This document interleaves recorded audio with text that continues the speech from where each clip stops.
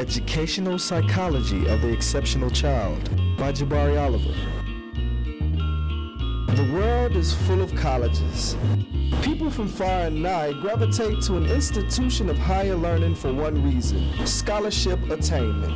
Prepare yourself to enter the minds of young black scholars. The conventional young black American male, the young aspiring black female, and the young professional British male. The interviews you are about to witness were conducted by Dr. Helen Oliver, Associate Professor of Education at Lincoln University in Pennsylvania, and by me, your host, Jabari Oliver of Russ College. My mum, she wanted me to be able to read and write before I actually went to school, so I wasn't behind, because there was a lot of kids that were in the school when I first got there that couldn't read, couldn't write. Right. But I was sort of not exactly ahead, but I knew what I was doing, and So you had some training at home. Yeah, mum. Yeah, because it's just me and her. So she'd put all her time into sort of making me able to speak properly and read and write just the basics. Right. And she read stories to you, yeah, bedtime stories. Yeah, and I'd read them back, so I don't sound like a parrot, or I can read fluently sort of thing. Right. That's lovely. So I knew that from early age. But sort of, I don't know, things that happened at school, say you get not exactly abused, but I didn't, the first sort of time I heard the word nigger or bastard or whatever was by these other white kids at school, and I was I went home to my mum. I was like, what are these names? I don't, what are they? They're saying something against me. And because my mum went to a sort of, a black school, she'd never really, heard of that sort of thing.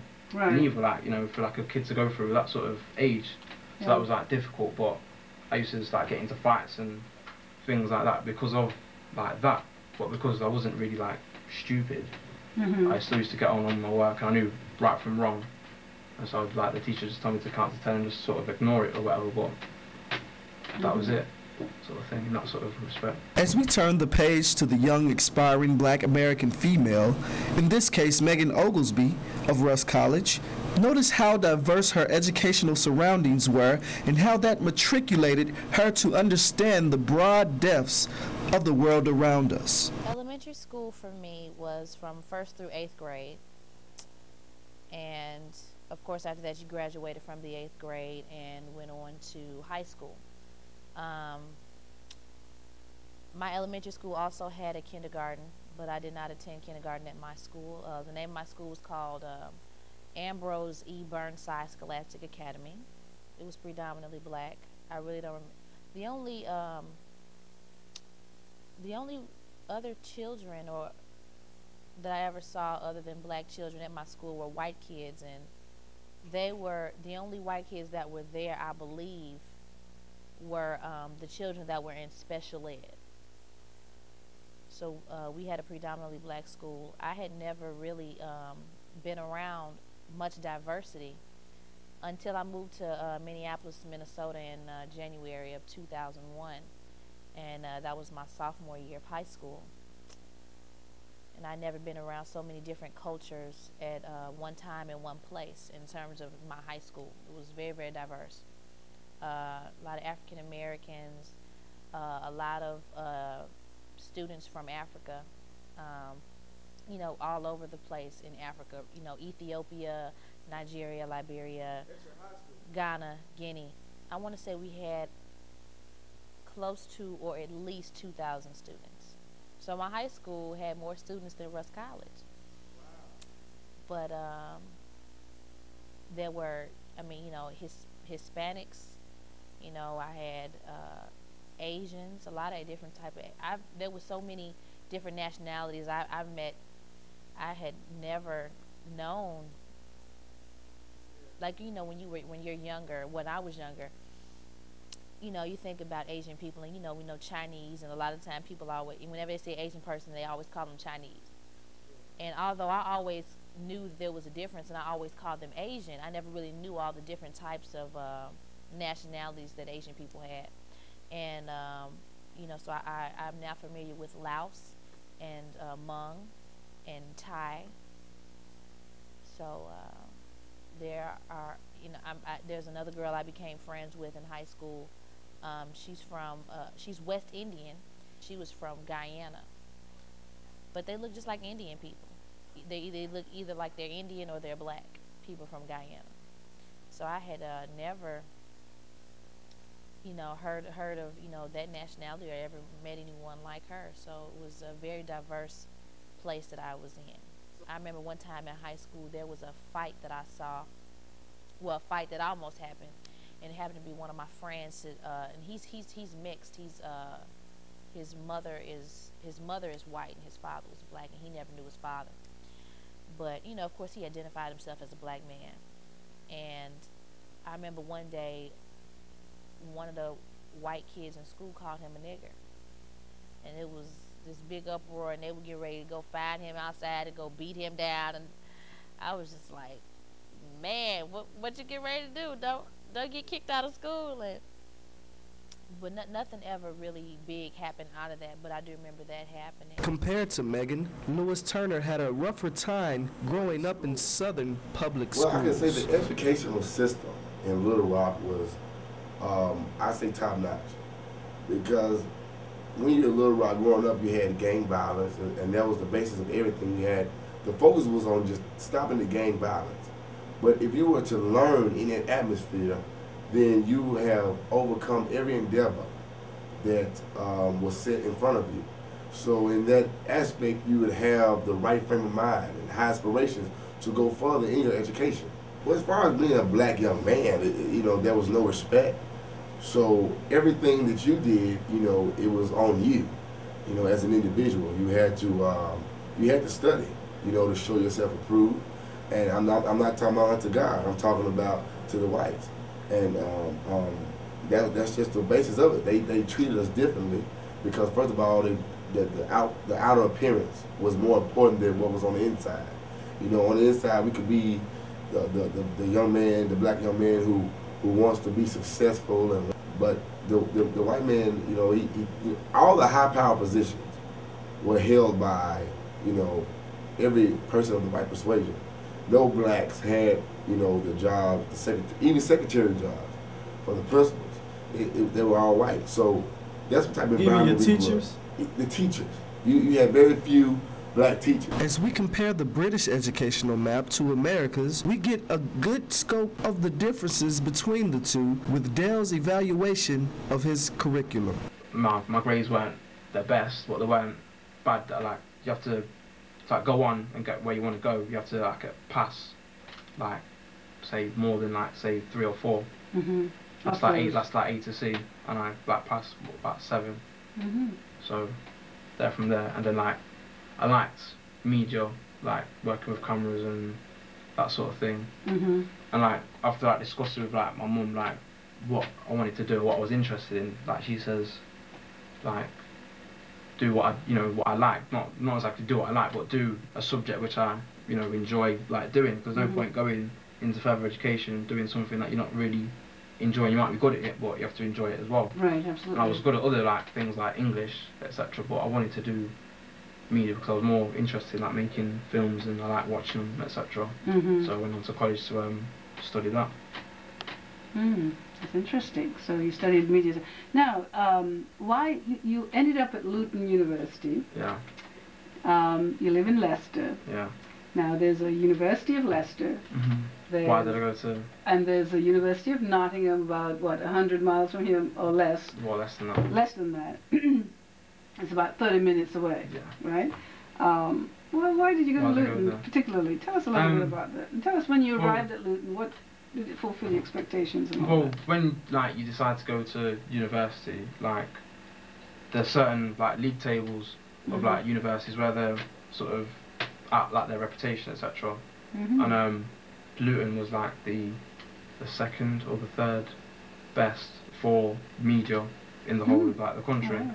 Obviously, in other lessons it's a bit further down, but for that it's one of the leading courses and institutions to go to. And Leicester de Montfort does the same type of course, and it's only just behind Luton. Oh, I see. But really, I thought that I like travelling. I like being in different places, and I didn't see myself wanting to stay in the same place all my life. I wanted to expand and see what else is out there. So I wanted to get from different rooms,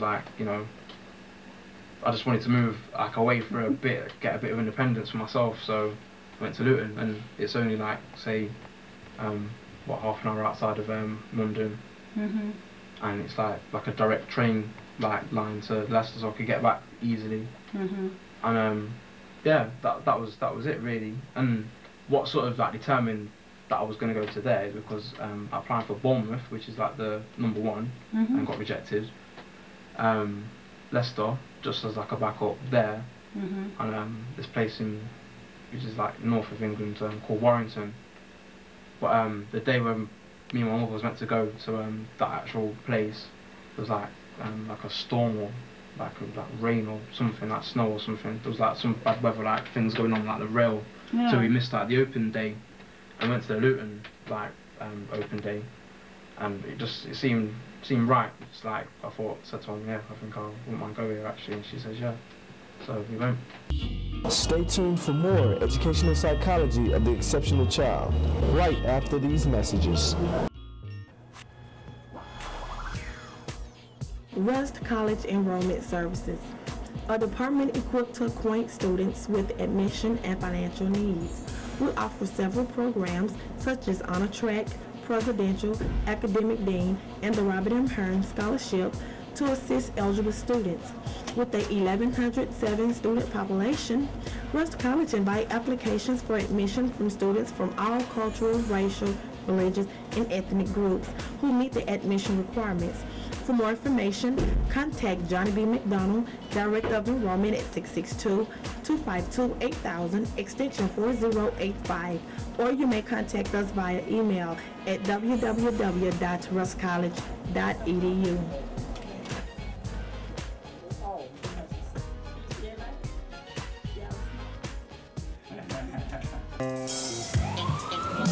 When you grow up in a neighborhood like this one, getting by isn't easy.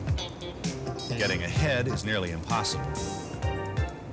To escape poverty's vicious cycle, an education is your only way out. This is the story of Perry Brown, a young man who is succeeding where so many others have failed. Perry Brown couldn't afford college, but he knew that an education was the best way to achieve his goals. I wanted to go to college so I could really make something of my life. With hard work, determination, and the support of his parents, Perry became the first in his family to attend college. Paying for school was a problem, and still is, but enrolling in a United Negro College Fund school offered him the academic program and affordable tuition he was looking for. If it wasn't for the United Negro College Fund, Perry might not have gone to college at all. And he wouldn't be getting the attention and career guidance he needs. Next year, Perry Brown will graduate with a degree in communication arts, making him the first college graduate in his family. The going's been tough, but I'll make it, because I've learned that if you have a dream, the only way to make it come true is to go after it. With your support, the United Negro College Fund is giving deserving students more than a chance to survive. It's giving them a chance to succeed. And for people like Perry Brown, a chance is all it takes. In comparison to Dale's process of selecting a college to attend, notice how Megan's process is similar. Well, I always knew I was going to come to college. That was always a goal. In elementary school, I knew I was going to go to college. When I was in elementary school, I wanted to go to Spelman, you know. That didn't happen. But, you know, the world is full of colleges, and there's one that is my own. The story is both of my parents graduated from Rust College. They met here, and they got married. They had me. My aunt also went to Rust College, my father's sister. She was Miss Rust in 1988-89. So I have a lot of family history here.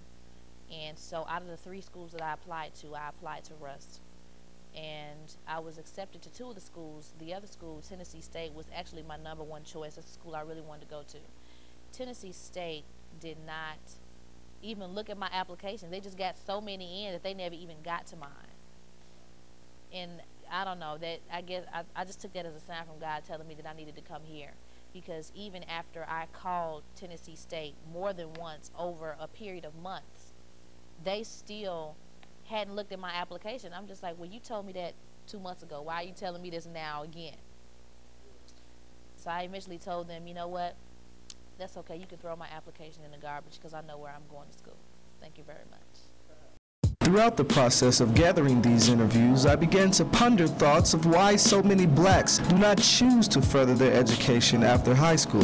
Along with investigating these questions, I began to gather facts. According to the 1999 Digest of Educational Statistics, black males make up only 11% of the total college population. According to the 2000 National Center for Educational Statistics, black males attend college at a rate of 10.2%, while black women attend college at 13.7%. Also, according to the 2000 U.S. Census Bureau information, only 16.3% of black males have attained undergraduate and or graduate degrees. When studying these facts, one has to think about the causes of the low percentage numbers of black scholars. With that in mind, I began to think of the social aspects of college life and how that influences students to further their education. Here I asked Lewis what lured him to college. To be honest, my first thought on college, I was not going to go to college. No. But you know, the fact that my father and my mother and my uncles and aunties, they have all went to college and have made a good life for themselves. I felt that it was important, you know, to at least take a chance on it and see how it was for me, you know, so I can know how it was for myself. I think the educational system on the college level was better. It was much better, rather. I've had more freedom, you know, in my train of thought here, because this is basically on you as an individual. If you want it, you're gonna get it. If you just act off and act around and act like it's nothing, then you're not gonna get anything. So, you know, the main focus and goal of the college life is to get something out of it. You don't want to come to this thing and thinking that everything is all peaches and cream, because it's not. You're going to have to work. This is getting you prepared for the real life. And I think West College has done it for me. It has prepared me for real life, and I'm ready for it, to hit it head on. In comparison to Lewis, Dale experienced a more diverse college setting with fellow classmates from all over the world. Effect because obviously I'd stayed in Leicester for like, you know, up until I was like 18.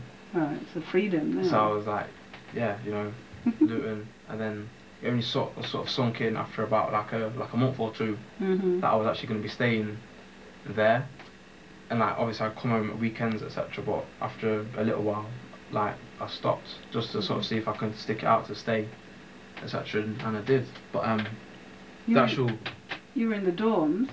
Yeah. You had a roommate, one or two? No, there you have, like, you're in like what you call a hall.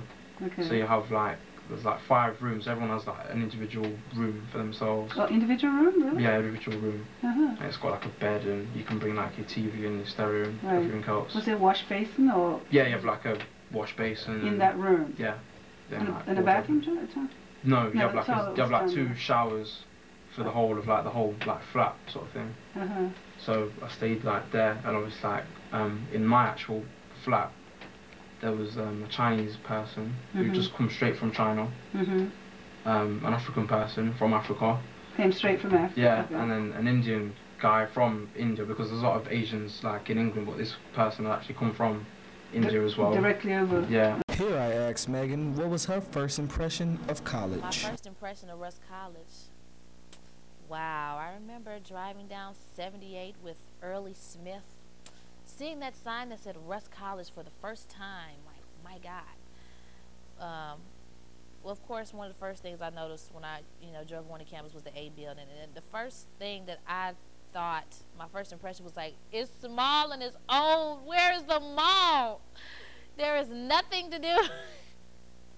It's so small, and I just expected everybody to just be so country. I really did. I mean, because I had never really, although I was born down here, because of my parents, after they got married, they still lived here for a year after they got married and after they graduated. I still wasn't down here for any length of time to know anything about life here. And although I visited one time, I was still too young to remember anything. One of the first people I remember meeting was Miss Buckner, and she was so nice. and she was wonderful. I still go up there and say hi to her now. She showed me around different parts of the campus. She even took me over to the girls' dorm and showed me the freshman girls' dorm. And when I saw it, I was a little upset. I was just like, I am so not living in here. I was like, this is horrible. It had this horrible mildewy smell in there because they were doing a lot of work in that building over the summer. As we compare the many educational backgrounds obtained by young black scholars, you may notice the similarities between their various experiences, whether if the gender was different or even their locations were seas apart. All of them seem to have support systems that encourage them to continue their education. I'm your host, Jabari Oliver, and this has been Educational Psychology of the Exceptional Child. Remember, a mind is a terrible thing to waste. Encourage education.